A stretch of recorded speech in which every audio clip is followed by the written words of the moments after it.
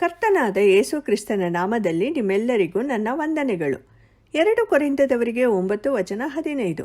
ವರ್ಣಿಸಲಶಕ್ಯವಾದ ದೇವರ ವರಕ್ಕಾಗಿ ಆತನಿಗೆ ಸ್ತೋತ್ರ. ಈ ವಚನವು ಕೃತಜ್ಞತೆಯ ಭಾವವನ್ನು ತಿಳಿಯಪಡಿಸುತ್ತದೆ.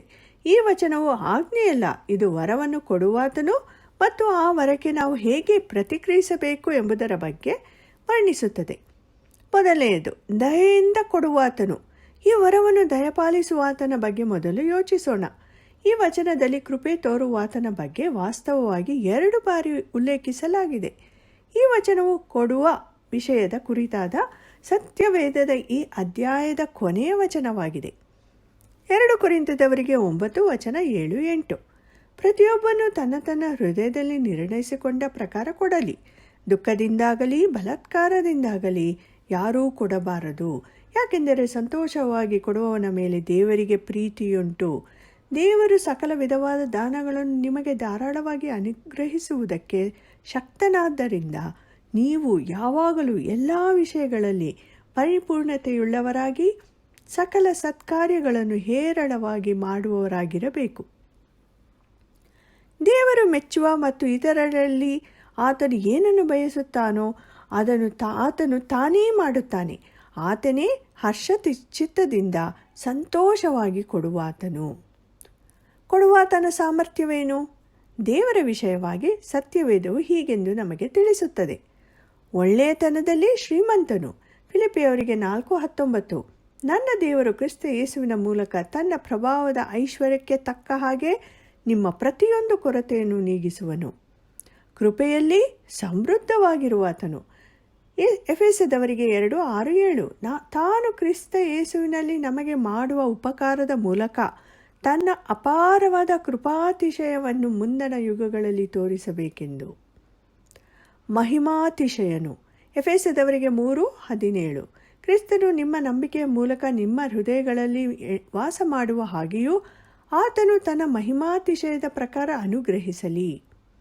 ಆತನು ಒಳ್ಳೆಯತನದಲ್ಲಿಯೂ ಕೃಪೆಯಲ್ಲಿಯೂ ಮಹಿಮೆಯಲ್ಲಿಯೂ ಅತಿಶಯನು ಎಂದು ಸತ್ಯವೇದವು ಹೇಳುತ್ತದೆ.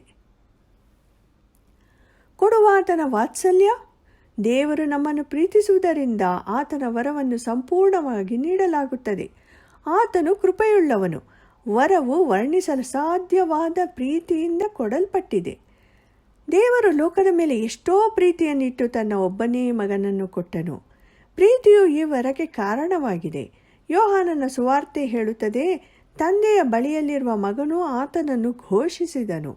ಪೌಲನು ಇಲ್ಲಿ ವರ್ಣಿಸಲಶಕ್ಯವಾದ ಪದಕ್ಕೆ ಸಂಬಂಧಿಸಿದ ಪದವನ್ನು ಬಳಸುತ್ತಾನೆ. ಅದನ್ನು ಸಂಪೂರ್ಣವಾಗಿ ಘೋಷಿಸಲಾಗದು ಎಂದು ನಿರೂಪಿಸಬಹುದು. ಈ ವಚನದಿಂದ ಪರಿಗಣಿಸಲು 3 ಅಂಶಗಳಿವೆ. ಮೊದಲನೆಯದು ಕೊಡುವಾತನು, 2ನೇಯದು ವರ, 3ನೇಯದು ಸ್ವೀಕರಿಸುವವರು. ಈ ವಚನವು ಕೊಡುವಾತನು ಒಬ್ಬ ವ್ಯಕ್ತಿ, ದೇವರು. ವರವು ಒಬ್ಬ ವ್ಯಕ್ತಿ, ಕ್ರಿಸ್ತನು, ಮತ್ತು ಸ್ವೀಕರಿಸುವವನು ಒಬ್ಬ ವ್ಯಕ್ತಿ, ನಾವೆಲ್ಲರೂ ಎಂಬುದರ ಬಗ್ಗೆ ಹೇಳುತ್ತದೆ. ಒಳ್ಳೆಯ ದೇವರು ವರವನ್ನು ದಯಪಾಲಿಸುವವನು. ಆತನು ನಮಗೆ ಈ ವರವನ್ನು ನೀಡಿದ್ದಾನೆ. ಆತನ ನಾಮಕ್ಕೆ ಮಹಿಮೆ ಉಂಟಾಗಲಿ. 2ನೇಯದು ಮಹಿಮಾನ್ವಿತ ವರ. ಈ ವರವು ಉಡುಗೊರೆಯಾಗಿದೆ ಹೊರತು ಖರೀದಿಸುವ ಅಥವಾ ಪ್ರತಿಫಲದ ಅಥವಾ ಅರ್ಹತೆಯ ವಿಷಯವಲ್ಲ ಎಂಬುದನ್ನು ಗಮನಿಸಿ. ವರ್ಣಿಸಲಶಕ್ಯವಾದ ದೇವರ ವರಕ್ಕಾಗಿ ದೇವರಿಗೆ ಸ್ತೋತ್ರ. ವರವನ್ನು ಗುರುತಿಸುವುದು ನಮಗೆ ಅವಶ್ಯಕವಾಗಿದೆ. ವರವು ಒಬ್ಬ ವ್ಯಕ್ತಿ ಎಂದು ನಾವು ಈಗಾಗಲೇ ತಿಳಿದಿದ್ದೇವೆ. ಯೋಹಾನ 4:10 ಸಮರೆಯಾದವಳಾದ ಹೆಂಗಸಿಗೆ ಯೇಸು ದೇವರು ಕೊಡುವ ವರವೇನೆಂಬುದನ್ನು, ಕುಡಿಯುವುದಕ್ಕೆ ನೀರು ಕೊಡು ಎಂದು ನಿನಗೆ ಹೇಳಿದವನು ಯಾರೆಂಬುದು ನಿನಗೆ ತಿಳಿದಿದ್ದರೆ ನೀನು ಅವನನ್ನು ಬೇಡಿಕೊಳ್ಳುತ್ತಿದ್ದಿ, ಅವನು ನಿನಗೆ ಜೀವಕರವಾದ ನೀರನ್ನು ಕೊಡುತ್ತಿದ್ದನು ಎಂದನು. ಈ ವರವು ಯೇಸು ಕ್ರಿಸ್ತನೇ. ರೋಮಾಪುರದವರಿಗೆ 6:23 ಅಪೊಸ್ತಲನಾದ ಪೌಲನು, ದೇವರ ಉಚಿತಾರ್ಥ ವರವು ನಮ್ಮ ಕರ್ತನಾದ ಈ ಕ್ರಿಸ್ತ ಯೇಸುವಿನಲ್ಲಿರುವ ನಿತ್ಯ ಜೀವ. ದೇವರು ನಮಗೆ ಯೇಸುವನ್ನು ಕೊಟ್ಟಾಗ ಆತನು ನಮಗೆ ಅನಂತ ಸಂಪತ್ತನ್ನು ಕೊಟ್ಟನು. ರೋಮಾಪುರದವರಿಗೆ 8:32 ಸ್ವಂತ ಮಗನನ್ನು ಉಳಿಸಿಕೊಳ್ಳದೆ ಆತನನ್ನು ನಮ್ಮೆಲ್ಲರಿಗೋಸ್ಕರ ಒಪ್ಪಿಸಿಕೊಟ್ಟನಲ್ಲ, ಮಗನನ್ನು ಕೊಟ್ಟ ಮೇಲೆ ಸಮಸ್ತವನ್ನು ನಮಗೆ ದಯಪಾಲಿಸದೇ ಇರುವನೇ? ವರವು ಕ್ರಿಸ್ತ ಯೇಸು ಮತ್ತು ಆತನಲ್ಲಿರುವ ಎಲ್ಲವೂ, ಸಮಸ್ತವೂ. ಯಾಕೋಬನು 1:17 ಎಲ್ಲ ಒಳ್ಳೆಯ ದಾನಗಳು, ಕುನ್ನಿಲ್ಲದ ಎಲ್ಲ ವರಗಳು ಮೇಲಿನಿಂದ ಸಕಲ ವಿಧವಾದ ಬೆಳಕಿಗೂ ಮೂಲ ಕಾರಣನಾದವನಿಂದ ಇಳಿದು ಬರುತ್ತವೆ. ಪೌಲನು ಇದನ್ನು ವರ್ಣಿಸಲು ಶಕ್ಯವಾದ ದೇವರ ವರ ಎಂದು ಹೇಳಿದ್ದಾನೆ. ಹೊಸ ಒಡಂಬಡಿಕೆಯ ಕಿಂಗ್ ಜೇಮ್ಸ್ ವರ್ಷನ್ನಲ್ಲಿ ಅನ್ಸ್ಪೀಕಬಲ್ ಎಂಬ ಆಂಗ್ಲ ಪದವು 3 ಬಾರಿ ಕಂಡುಬರುತ್ತದೆ. ಆದರೆ ಆಸಕ್ತಿದಾಯಕ ವಿಷಯವೆಂದರೆ ಅದು ಪ್ರತಿಯೊಂದು ಸಂದರ್ಭದಲ್ಲೂ ವಿಭಿನ್ನ ಗ್ರೀಕ್ ಪದವನ್ನು ಅನುವಾದಿಸುತ್ತದೆ. 2 ಕೊರಿಂಥದವರಿಗೆ 12:4 ನುಡಿಯಲ ಶಕ್ಯವಾದ ಮಾತುಗಳು. ಈ ಪದದ ಇನ್ನೊಂದು ವಚನ 1 ಪೇತ್ರನು 1:9 ಹೇಳಲ ಶಕ್ಯವಾದಂಥ ಪ್ರಭಾವವುಳ್ಳ ಸಂತೋಷದಿಂದ ಹರ್ಷಿಸುತ್ತೀರಿ. ದೇವರ ಆಳವಾದ ಸಂತೋಷವನ್ನು ಪದಗಳಿಂದ ತಿಳಿಸಲಾಗುವುದಿಲ್ಲ, ಇದು ವರ್ಣನಾತೀತ. ಆದರೆ 2 ಕೊರಿಂಥದವರಿಗೆ 9:13 ಪೌಲನು ವರ್ಣಿಸಲು ಅಶಕ್ಯವಾದ ದೇವರ ವರವನ್ನು ಉಲ್ಲೇಖಿಸಿದಾಗ ಅದು ಸಂಪೂರ್ಣವಾಗಿ ವಿಭಿನ್ನ ಪದವಾಗಿದೆ. ಈ ಪದವು ಏನನ್ನಾದರೂ ಸಂಪೂರ್ಣವಾಗಿ ವಿವರಿಸಲಾಗದ ಎಂದು ವ್ಯಾಖ್ಯಾನಿಸುತ್ತದೆ. ಇದು ಮಾನವನ ತಿಳುವಳಿಕೆ ಮತ್ತು ವಿವರಣೆಯನ್ನು ಮೀರಿದೆ. ಆದ್ದರಿಂದ ದೇವರ ವರವನ್ನು ಎಂದಿಗೂ ನಮ್ಮಿಂದ ಸಂಪೂರ್ಣವಾಗಿ ಅರ್ಥ ಮಾಡಿಕೊಳ್ಳಲು ಮತ್ತು ವಿವರಿಸಲು ಸಾಧ್ಯವಿಲ್ಲ. ಸತ್ಯವೇದದಲ್ಲಿರುವ ಒಂದು ಉದಾಹರಣೆಯನ್ನು ಓದೋಣ. 1 ಅರಸುಗಳು 10:4-7 ವಚನಗಳು. ಶೆಬಾದ ರಾಣಿಯು ಸೊಲೊಮೋನನ ಜ್ಞಾನ, ಬುದ್ಧಿವಂತಿಕೆ ಮತ್ತು ಸಂಪತ್ತನ್ನು ನೋಡಲು ಬಂದಾಗ ಮತ್ತು ದೇವರ ಬಗ್ಗೆ ಅವನನ್ನು ಪ್ರಶ್ನಿಸಲು ಬಂದಾಗ, ಅವಳು ಆತನ ಉತ್ತರಗಳನ್ನು ಕೇಳಿದಾಗ, ಅವನ ಅರಮನೆ, ಎಲ್ಲ ಸೇವಕರು, ಅವನ ವೈಭವ ಮತ್ತು ಅವನ ಸಂಪತ್ತನ್ನು ನೋಡಿದಾಗ ವಿಸ್ಮಿತಳಾಗಿ ಅರಸನಿಗೆ ಹೀಗೆ ಹೇಳಿದಳು, ನಾನು ನನ್ನ ದೇಶದಲ್ಲಿ ನಿನ್ನ ಜ್ಞಾನವನ್ನು, ಕೃತ್ಯಗಳನ್ನು ಕುರಿತು ಕೇಳಿದ್ದು ಸತ್ಯವಾಗಿದೆ. ನಾನಾಗಿ ಇಲ್ಲಿಗೆ ಬಂದು ಕಣ್ಣಾರೆ ನೋಡುವುದಕ್ಕಿಂತ ಮೊದಲು ಜನರು ಹೇಳಿದ ಸುದ್ದಿಯನ್ನು ನಂಬಲಿಲ್ಲ. ಈಗ ನೋಡಿದರೆ ನಿನ್ನ ಜ್ಞಾನ ವೈಭವಗಳು ನಾನು ಕೇಳಿದ್ದಕ್ಕಿಂತ ಹೆಚ್ಚಾಗಿವೆ. ಜನರು ನನಗೆ ಇದರಲ್ಲಿ ಅರ್ಧವನ್ನಾದರೂ ಹೇಳಲಿಲ್ಲ. ದೇವರ ಕೊಡುಗೆಯ ವರವು ಅದೇ ರೀತಿಯಲ್ಲಿ ವರ್ಣಿಸಲಾಗದು ಆಗಿದೆ. ದೇವರ ವರದ ಸಂಪೂರ್ಣ ಸ್ವಭಾವವನ್ನು, ಸಂಪೂರ್ಣ ವಿಷಯವನ್ನು, ಸಂಪೂರ್ಣ ಬೆಲೆಯನ್ನು ವಿವರಿಸಲು ಪ್ರಯತ್ನಿಸುವಿರಾ? ಅಥವಾ ಅದರ ಸಂಪೂರ್ಣ ಪರಿಣಾಮಗಳೇನು ಅದೆಲ್ಲವನ್ನು ನೀವು ಊಹಿಸಬಲ್ಲಿರಾ? ದೇವರ ವರವು ಪ್ರತಿಯೊಂದು ಅಂಶದಲ್ಲೂ ಅನಂತವಾಗಿದೆ, ಸಮೃದ್ಧಿಯಾಗಿದೆ. 3ನೇದು ಹರ್ಷದ ಸ್ತೋತ್ರ. ಅಂತಿಮವಾಗಿ ನಾವು ವರವನ್ನು ಸ್ವೀಕರಿಸುವುದನ್ನು ನಿರೂಪಿಸುವ ಸಂತೋಷದ, ಹರ್ಷದ ಕೃತಜ್ಞತೆಯನ್ನು ನಾವು ಗಮನಿಸುತ್ತೇವೆ. ದೇವರ ವರ್ಣಿಸಲು ಶಕ್ಯವಾದ ವರಕ್ಕೆ ನಮ್ಮ ಸರಿಯಾದ ಪ್ರತಿಕ್ರಿಯೆ ಏನು? 2 ಕೊರಿಂಥದವರಿಗೆ 9 ಮುಕ್ತಾಯದ ವಚನಗಳಲ್ಲಿ 3 ಬಾರಿ ಅಪೊಸ್ತಲನಾದ ಪೌಲನು ದೇವರಿಗೆ ಕೃತಜ್ಞತೆ ಸಲ್ಲಿಸುವ ಬಗ್ಗೆ ಮಾತನಾಡುತ್ತಾನೆ. ಈ ವರವು ವರ್ಣಿಸಲು ಶಕ್ಯವಾದ ತ್ಯಾಗವನ್ನು ಒಳಗೊಂಡಿರುತ್ತದೆ. ರೋಮಾಪುರದವರಿಗೆ ಬರೆದ ಪತ್ರದಲ್ಲಿ ಪೌಲನು ಹೀಗೆ ಹೇಳಿದನು, ಸ್ವಂತ ಮಗನನ್ನು ಉಳಿಸಿಕೊಳ್ಳದೆ ಆತನನ್ನು ನಮ್ಮೆಲ್ಲರಿಗೋಸ್ಕರ ಒಪ್ಪಿಸಿಕೊಟ್ಟನಲ್ಲ. ಯೆಶಾಯ 53:7 ಆತನು ಬಾಧೆಗೆ ಒಳಗಾಗಿ ತನ್ನನ್ನು ತಗ್ಗಿಸಿಕೊಂಡನು, ಬಾಯಿ ತೆರೆಯಲಿಲ್ಲ, ವಧ್ಯಸ್ಥಾನಕ್ಕೆ ಒಯ್ಯಲ್ಪಡುವ ಕುರಿಯಂತೆಯೂ ಉಣ್ಣೆ ಕತ್ತರಿಸುವವರ ಮುಂದೆ ಮೌನವಾಗಿರುವ ಕುರಿಯ ಹಾಗೂ ಇದ್ದನು, ಬಾಯಿ ತೆರೆಯಲೇ ಇಲ್ಲ. ಆತನ ಸಾವಿನ ತ್ಯಾಗ ಬಹುಪಾಲು ಆತನ ಜೀವನದ ತ್ಯಾಗದಂತೆ ಮೌನವಾಗಿತ್ತು. ಅದಾದರೂ ನಮ್ಮಿಂದ ಸ್ತೋತ್ರ ಪ್ರವಾಹಗಳನ್ನು ಮತ್ತು ದೇವರಿಗೆ ಆತನ ವರ್ಣಿಸಲು ಶಕ್ಯವಾದ ವರಕ್ಕಾಗಿ ಧನ್ಯವಾದಗಳನ್ನು ತಿಳಿಸಬೇಕಲ್ಲವೇ? ಹಾಗಾದರೆ ನಮ್ಮ ಪ್ರತಿಕ್ರಿಯೆ? ಮೊದಲಿಗೆ ನಾವು ವರವನ್ನು ಅಂಗೀಕರಿಸಬೇಕು.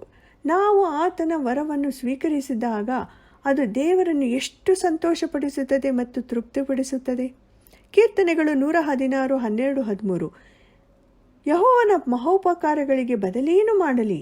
ರಕ್ಷಣಾ ಪಾತ್ರೆಯನ್ನು ತೆಗೆದುಕೊಂಡು ಯೆಹೋವ ನಾಮವನ್ನು ಪ್ರಖ್ಯಾತಿಪಡಿಸುವೆನು. 2ನೇಯದಾಗಿ ವರಕ್ಕಾಗಿ ನಾವು ದೇವರಿಗೆ ಧನ್ಯವಾದ ಹೇಳಬೇಕು. ದೇವರ ವರ್ಣಿಸಲು ಶಕ್ಯವಾದ ವರವನ್ನು ನಾವು ಅನುಭವಿಸಬೇಕು ಮತ್ತು ಕೃತಜ್ಞತೆ ಸಲ್ಲಿಸಬೇಕು. 3ನೇಯದಾಗಿ ನಮ್ಮ ಸಂಪೂರ್ಣ ಜೀವನದೊಂದಿಗೆ ನಾವು ದೇವರನ್ನು ನಂಬಬೇಕು. ಧನ್ಯವಾದ, ಕೃತಜ್ಞತೆ, ಸ್ತೋತ್ರ ಸಲ್ಲಿಸುವುದು ಜೀವನದ ಒಂದು ಶೈಲಿಯಾಗಿರಬೇಕು. ದೇವರಿಗೆ ಸ್ತೋತ್ರ ಯಜ್ಞವನ್ನು ಎಡಬಿಡದೆ ಸಮರ್ಪಿಸೋಣ. ಅಂತಿಮವಾಗಿ ದೇವರ ವರ್ಣಿಸಲು ಶಕ್ಯವಾದ ವರದ ವಿಷಯವನ್ನು ನಾವು ಇತರರಿಗೆ ಹೇಳಬೇಕು. ಎಂತಹ ವಿರುದ್ಧೋಕ್ತಿ! ವರ್ಣಿಸಲು ಶಕ್ಯವಾದ, ಹೇಳಲಾಗದ ವರವು ಅದೇನೇ ಇದ್ದರೂ ಅದರ ಬಗ್ಗೆ ನಿರಂತರವಾಗಿ ಇತರರೊಂದಿಗೆ ಮಾತನಾಡಬೇಕು. ಈ ವರವು ಅದರೊಂದಿಗೆ ವರ್ಣಿಸಲು ಅಶಕ್ಯವಾದ ಫಲಿತಾಂಶಗಳನ್ನು ತರುತ್ತದೆ.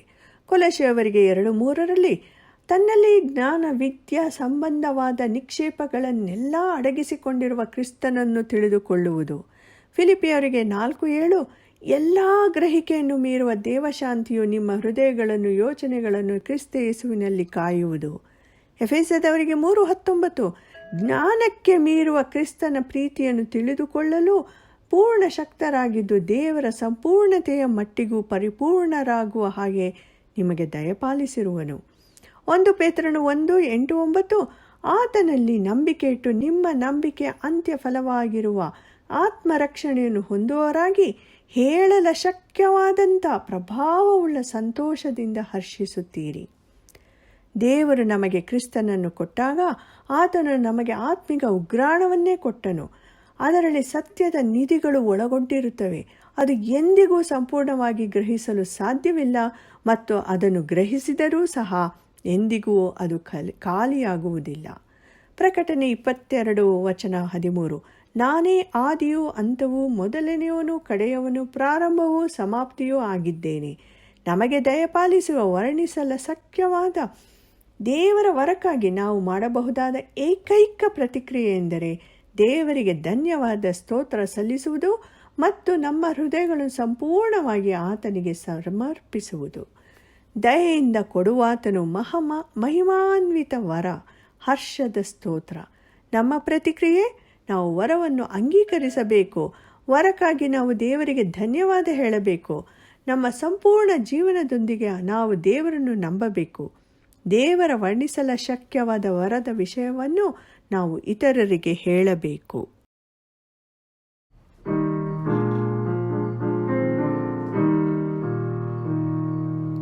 Thy life was given for me, thy blood, O Lord, was shed, that I might ransomed be, and quickened from the dead. Thy life was given for me, what have I given for thee? And thou hast brought to me down from thy home above salvation full and free, and pardon and thy love. Great gifts thou broughtest me, what have I brought to thee? Oh, let my life begin, my years for thee be spent, were fetters all be rent, and joy bids